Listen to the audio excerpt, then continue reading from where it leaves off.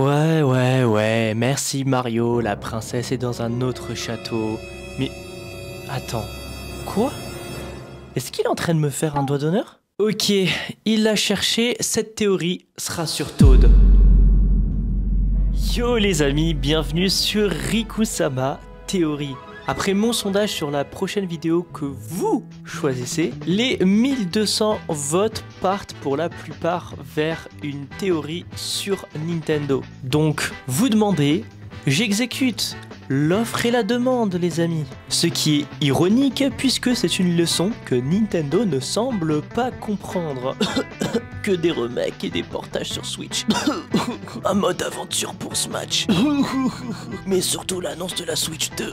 Mais bon, ce n'est pas le sujet de la vidéo. Parlons de l'univers de Mario. Quel est le problème avec le royaume champignon? Je comprends que la princesse Peach le dirige, mais sérieusement, où sont les autres êtres humains? Et d'ailleurs, pourquoi le royaume champignon a-t-il une dirigeante humaine? Et ensuite, qu'en est-il de la succession royale? La princesse Peach n'est toujours pas une reine, elle est une princesse. Mario ne semble même pas proche de devenir un prince.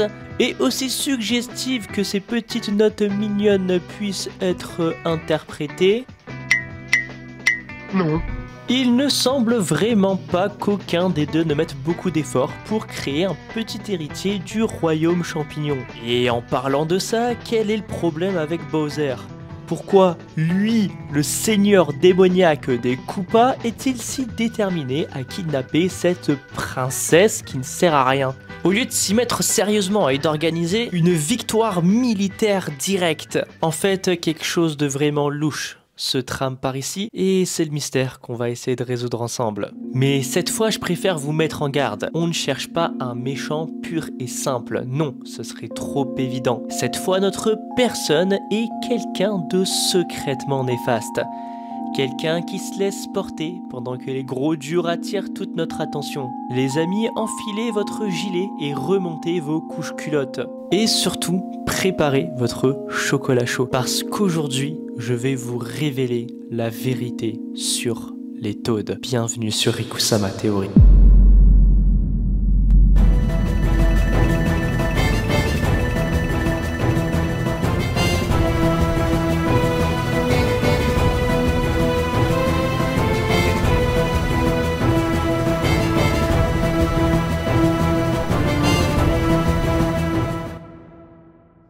Qui sont les Toads? Ou plus précisément, qu'est-ce que les Toads? Pourquoi est-ce qu'ils se ressemblent tous? Et pourquoi Peach, leur dirigeante, ne leur ressemble en rien? Alors oui, on a une explication avec le dernier film Mario, mais on va pas utiliser les films pour s'appuyer sur cette théorie. On va utiliser les jeux, et les premiers jeux. Et oui, parce qu'on se sert de la fondation, de la base. Comment est-ce que l'univers de Mario a été créé? C'est pas avec un film qui est sorti il y a pas longtemps. Non, il faut aller chercher dans les tréfonds. Eh bien, me croiriez-vous si je vous disais qu'ils sont une forme de vie parasitaire qui a pris le contrôle des corps des citoyens originaux du royaume champignon? Non, vous me croyez pas? Non. Ah, je vous en veux pas, franchement. C'est vrai que on pourrait leur faire confiance, on pourrait avoir envie de leur faire un petit câlin. Oh, les petits Toads, comme ils sont mignons. Mais non.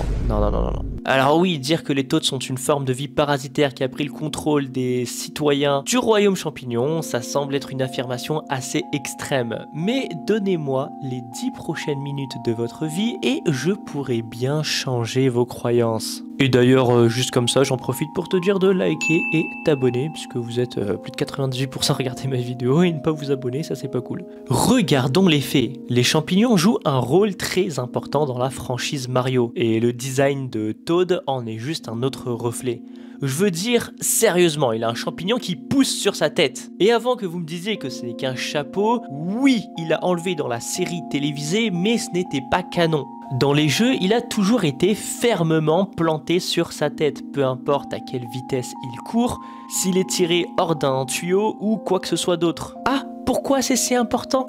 Eh bien, il existe un champignon réel qui pousse sur votre tête et qui peut contrôler votre esprit et votre corps. Plutôt terrifiant, non? Eh bien, je crois que peu importe le champignon connu sous le nom de Toad, il se comporte énormément comme une souche mutée du genre Cordyceps. Si vous avez joué à Last of Us, vous pouvez avoir une idée de ce dont je parle. Mais pour ceux d'entre vous qui n'ont pas eu la chance d'être traumatisés au lycée, comme certaines personnes, je vous fais un petit résumé. Dans la nature, le Cordyceps est célèbre pour infecter des choses comme les fourmis. Le champignon exerce un contrôle sur l'esprit de l'hôte, le forçant à aller dans un environnement avec la température et l'humidité appropriées pour sa croissance, ainsi que les conditions de vent optimales pour la propagation de ces spores. Pour les fourmis, cela signifie souvent grimper et s'attacher à un côté de plante. Mais pour les Toads, cela pourrait signifier n'importe quel endroit sombre, humide et isolé. Ce qui, surprise, est exactement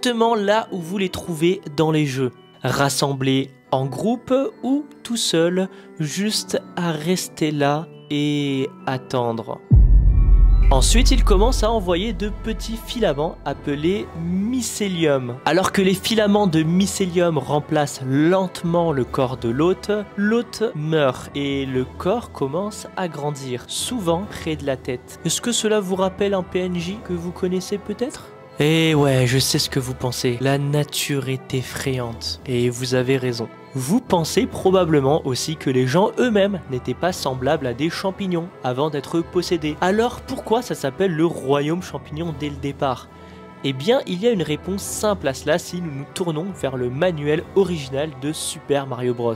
Et oui, comme je l'ai dit précédemment, on prend comme source les premiers jeux. C'est là qu'on a les fondations.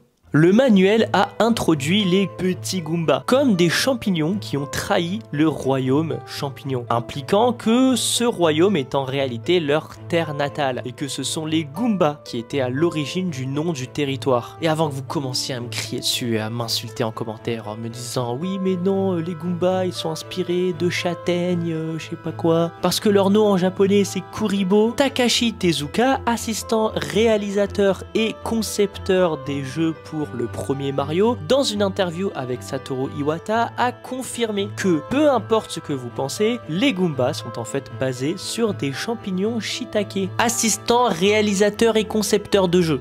Ça c'est une vraie source, hein. Si vous prenez pas ça comme source, c'est pas ce que vous prenez. Donc si c'est leur royaume et qu'ils en sont expulsés, il serait naturel qu'ils veuillent faire irruption auprès de Bowser, si cela signifie récupérer leur terre natale. Cela pourrait aussi expliquer pourquoi une des troupes principales de Bowser est si faible. Ce sont pas vraiment des combattants du tout, ce sont juste des réfugiés de guerre, victimisés par les Toads, et ils font tout ce qu'ils peuvent pour rentrer chez eux. Vous êtes sceptique? Encore une fois, je ne vous blâme pas. Effectivement, des champignons qui contrôlent les esprits, etc. Ça semble un petit peu tiré par les cheveux. Mais vous commencez à me connaître avec les plot twists à la fin de la vidéo, donc ne vous inquiétez pas, je vous aurais pas fait cette théorie s'il n'y avait que ça. Vous vous souvenez de ce mycélium dont j'ai parlé plus tôt? Ces fins filaments fongiques qui remplacent lentement la chair de l'hôte? Eh bien, ils ont aussi un rôle important dans la vie réelle. Ils traversent le sol en s'entrecroisant, connectant les plantes et les champignons à un vaste réseau fongique souterrain naturel. Sérieusement les gars, les champignons sont effrayants. Environ 90% des plantes terrestres sont dans une sorte de relation bénéfique avec des champignons. Et c'est grâce à ce réseau mycélien souterrain que ces organismes peuvent faire n'importe quoi. Que ce soit aider leurs voisins en partageant des nutriments et des informations avantageuses, ou envoyer des produits chimiques toxiques pour saboter une force d'invasion indésirable. Laisse-moi réinsister sur ça, c'est un réseau de filaments fongiques connectant 90% des plantes du monde. En fait, c'est comme Internet, mais des plantes. C'est extrêmement bénéfique pour la flore préexistante d'être connecté à ce réseau. Cela booste même leur système immunitaire. Donc ce n'est pas difficile d'imaginer que dans le royaume champignon, les champignons ont littéralement atteint la vie. Ce réseau naturel ferait bien plus, rendant les paysages presque vivants, ce qui semble totalement fou au début, jusqu'à que tu réalises que toutes ces collines étrangement formées du royaume champignon ont vraiment des yeux. Ce qui, quand y pense, est bien plus effrayant qu'un film d'horreur. Et si tu penses que je vais me reposer uniquement sur un jeu rétro et un vieux manuel mal traduit pour toutes mes preuves ici, détrompe-toi. Nous avons eu récemment un jeu entièrement basé sur Toad. Enfin, récemment...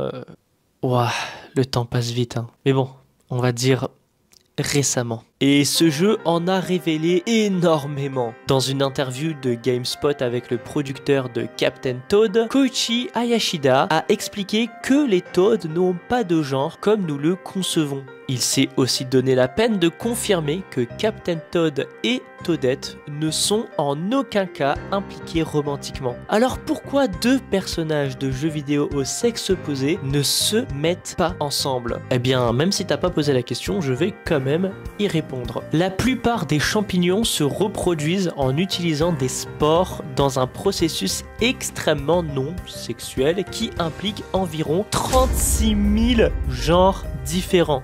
Et ouais, si tu pensais qu'il y avait beaucoup de genres en 2024, eh ben, je te laisse penser aux champignons, il y en a plus de 36 000. Mais ne vous inquiétez pas, dans quelques années, nous aussi on va les rattraper. Bref, ça correspond parfaitement à la façon dont Hayashida a décrit le comportement des Toads. Si Toad et Toadette faisaient... dans l'ancien garage de cartes, boum, notre théorie serait détruite. Mais à la place, on nous confirme exactement ce dont on avait besoin pour cette théorie. On a la confirmation que l'espèce des Toads ne fonctionne pas de cette manière. C'est presque comme si chaque coloration et variété de Toad était comme son propre sexe. Des centaines à des milliers de genres de Toad. Et exactement comme les vrais champignons. Si ce n'est pas suffisant, dans la même interview, Hayashida a confirmé que les Toads ne sont pas des champignons du tout, déclarant, je cite, « Cette énigme en particulier pourrait rester non résolue. C'est l'un des grands mystères de l'univers de Mario. » Fin de citation. Oh, vraiment? Jamais pensé que quelqu'un réunirait les preuves que les Toads sont des carcasses manipulées par des champignons opérant un vaste réseau d'intelligence fongique? Eh bien, réfléchis à nouveau. Besoin de plus de preuves? Tu te souviens de ces mycéliums dont nous avons parlé 2 fois maintenant? L'internet des champignons? Eh bien, récemment, des mycologues, c'est un mot sophistiqué pour professeur de champignons, ont découvert une méthode pour sécher les mycéliums et les mélanger à d'autres composés naturels pour créer un matériau de construction autocroissant plus solide que le béton. En fait, en 2014, au musée des arts modernes à New York, ils ont érigé une tour faite de blocs, mais transformer des champignons en briques. Ça vous fait pas penser à quelque chose? Ah oui, c'est vrai, c'est exactement ce que Bowser a fait aux habitants du royaume champignon dans Super Mario Bros pour la NES. Maintenant, si nous ouvrons le vieux manuel à nouveau, nous pouvons voir que oui, il explique que le premier plan de Bowser était, je cite, « transformer tous les habitants champignons en choses comme des rochers, des briques, des plantes prêles, provoquant ainsi la chute du royaume champignon. » Fin de citation. Toujours pas convaincu? Tu as raison, tu as totalement raison. Il faut toujours remettre en question ce que les gens disent. C'est pas bien de tout accepter comme ça direct. Mais regarde ça, les rochers et les briques ont tout de suite du sens. On a compris ce que c'était, c'est dans le manuel, ok, on voit le rapprochement. Mais qu'en est-il de cette chose bizarre de plantes prêles ou je ne sais quoi? C'est plutôt étrange que le manuel le mentionne spécifiquement. Et puis tu commences à faire des recherches et tu réalises que les plantes prêles sont une chose bien réelle. En fait, les plantes prêles sont souvent utilisées en agriculture, précisément parce que leur teneur élevée en silice stoppe efficacement la croissance fongique. Une plante qui empêche les champignons de pousser. À partir de ce détail bizarrement très spécifique dans le manuel, nous comprenons immédiatement que Bowser essaie d'arrêter la propagation d'un champignon. Un champignon Toad. Imagine un instant que tu es Bowser. Mets-toi juste à sa place. Tu règnes sur ton propre royaume. Tu es le roi Koopa, le boss. Tous ceux qui vivent sous ton autorité sont plutôt heureux de faire ce qu'ils font. Quand tout d'un coup, on toque à la porte.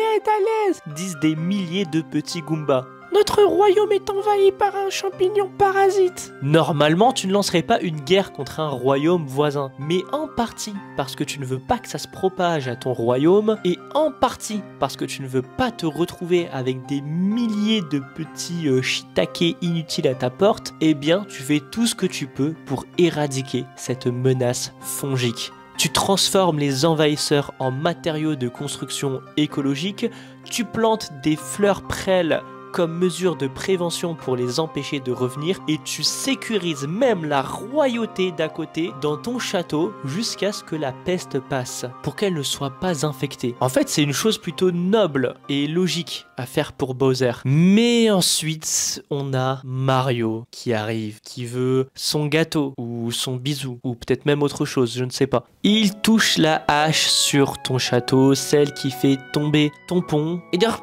pourquoi tu gardes ce truc, Bowser? Je sais pas, réfléchis un petit peu au bout d'un moment. Et boum, tu tombes dans la lave et soudainement, tu es le méchant pour l'éternité. Mario, ce gars qui, dans le manuel, est décrit comme, je cite, le héros de l'histoire, maybe. Quel étrange choix de mots.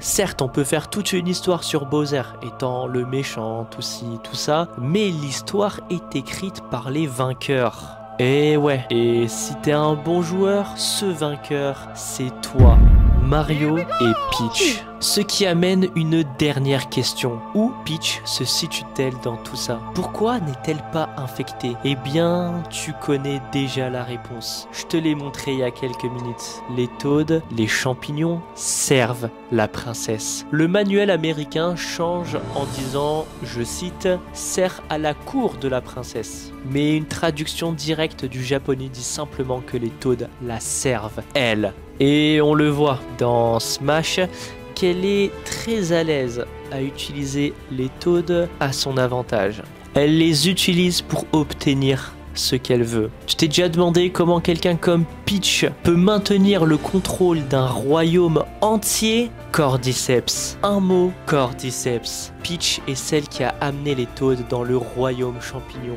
au départ. C'est pourquoi ils la vénèrent tous. Et c'est pourquoi aux États-Unis, pendant 8 ans, elle portait un autre nom. Un nom qui aurait dû nous mettre la puce à l'oreille dès le début de son grand plan. L'autre nom de Peach, Princesse Toadstool. Si je traduis, Princesse Champignon. Oh, did I win? Comme je l'ai dit au début de la vidéo, quelque chose définitivement ne tourne pas rond au royaume champignon. Mais ce n'est pas tout, il y a encore énormément de choses qui ne vont pas, avec énormément de personnages. Mais ça sera pour un autre épisode. C'était tout pour cette théorie. Je te laisse t'abonner, me laisser un petit like, un petit commentaire en me disant ce que tu en as pensé. Je lis tous vos commentaires. Et on se dit à la semaine prochaine pour une autre théorie. C'était Riku-sama. Ciao.